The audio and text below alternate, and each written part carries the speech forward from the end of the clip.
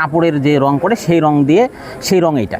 তো এই রংটা যদি আমরা খাই তাহলে এটা আমাদের যে ক্যান্সার করবে। গাইবান্ধার সাদুল্লাপুর উপজেলায় ভেজাল গুঁড়া হলুদ উৎপাদনের অভিযোগে একটি হলুদ মিলে অভিযান চালিয়েছে আইন শৃঙ্খলা রক্ষাকারী বাহিনী।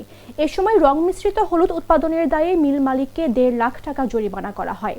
রোববার দুপুরে গাইবান্ধা জেলা ভোক্তা অধিকার সংরক্ষণ অধিদপ্তরের সহকারী পরিচালক পরেশ চন্দ্র বর্মনের নেতৃত্বে পুলিশ ও র্যাবের সহযোগিতায় উপজেলায় ধাপেরহাট ইউনিয়নের বড় ছত্রগাছা গ্রামে অভিযান চালানো হয়।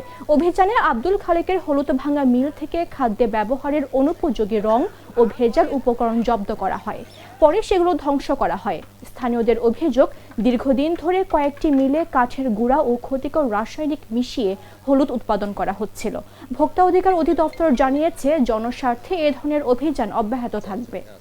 এটা মূলত যে রঙগুলো এখানে পাইছি এটা হলো ইন্ডাস্ট্রিয়াল ডাই। ইন্ডাস্ট্রিয়াল ডাই হলো এগুলো কাপড়ের যে রং করে সেই রং দিয়ে সেই রং এইটা।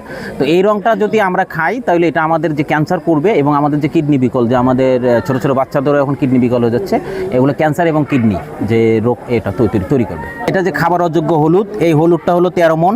আমাদের যে মরিচ ছিল এখানে যে খাবার অযোগ্য মরিচ এটা, এবং এই যে পোকা ধরা যে সবচেয়ে নিম্ন কোয়ালিটির পোকা ধরা মরিচ, এইটা ছিল হলো 20 মণ। আর যে রাইস পলিশ যেটা এর সাথে দেওয়া হয়, পশুখাদ্য হিসেবে দেওয়া হয়, এইটা হলো 20 মণ। আর আমাদের ময়দা প্রায় 5 মণের মতো ময়দা আছে। কেমিক্যাল ছিল, আর কেমিক্যালটার এখানে কেমিক্যাল 10 কেজির মতো কেমিক্যাল ছিল। আমরা এই সমস্ত জিনিসপত্রগুলা ব্যাপক পরিমাণে প্রায় 20 মণ মরিচ, 13 মণ হলুদ ইত্যাদি জব্দ করে আপনাদের সামনেই ধ্বংস করলাম। এবং এই যে মিল মালিকের স্ত্রী পারভিনা বেগম 1.5 লক্ষ টাকা জরিমানা, ভোক্তা অধিকার আইনে 1.5 লক্ষ টাকা জরিমানা করা হয়েছে।